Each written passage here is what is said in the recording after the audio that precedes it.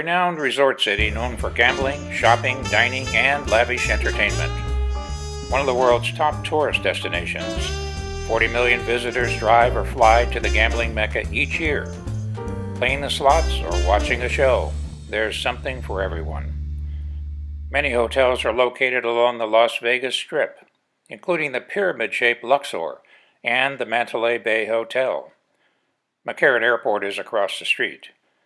The airport is an important base for Allegiant Air. It's become the 9th largest major airline in the United States. Allegiant serves mostly people living in cities where cold climates and few recreational activities exist. Peoria, Illinois is one of those cities.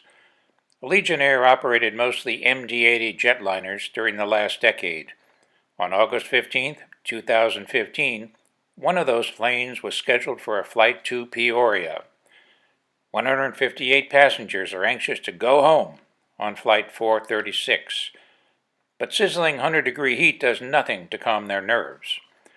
Arriving at the gate, they learn that the 2:20 p.m. departure is delayed until 6:15 p.m. As late afternoon edges toward dusk, they board a plane. The engines powering Allegiant's MD-80 fleet can be problematic. Extreme temperatures can take a toll. It means Flight 436 will need plenty of runway to lift off safely. The pilots taxi into position for runway 25 right. For takeoff, the plane's acceleration seems painfully slow. Within seconds, the pilots know something is wrong. The control yokes move rearward without touching them. The plane's nose rises and lifts the plane prematurely.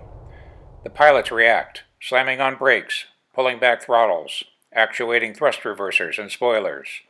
Passengers are slammed against seat backs. Loose items jettisoned about. Screams and crying replace conversation and laughing. The jet rolls to a halt at the end of the 14,000-foot runway. Chunks of rubber torn from its tires cause the brakes to overheat. The end of runway 25 is only 3,500 feet from the Mandalay Bay Hotel. If the takeoff had continued, the jet would be uncontrollable and headed for a fiery crash, likely killing hundreds of people.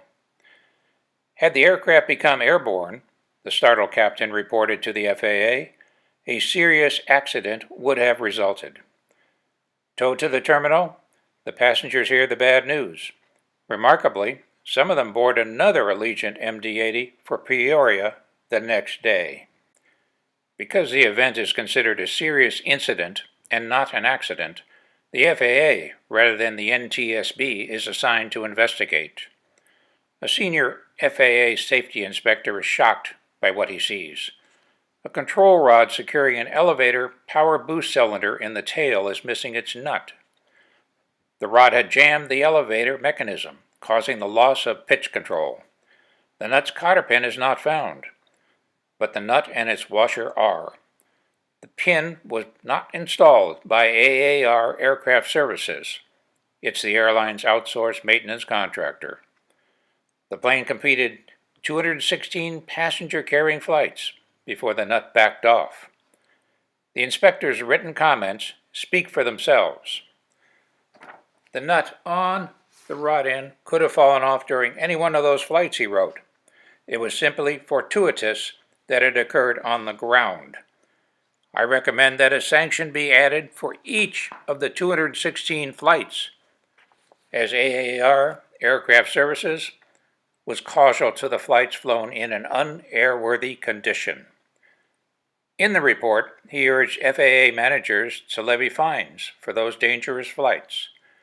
But Allegiant Air and AAR Aircraft Services paid nothing for their negligence. The Flight Failure book profiles this dangerous flight, along with how Allegiant Air became so profitable and the shocking details of what the FAA inspector discovered.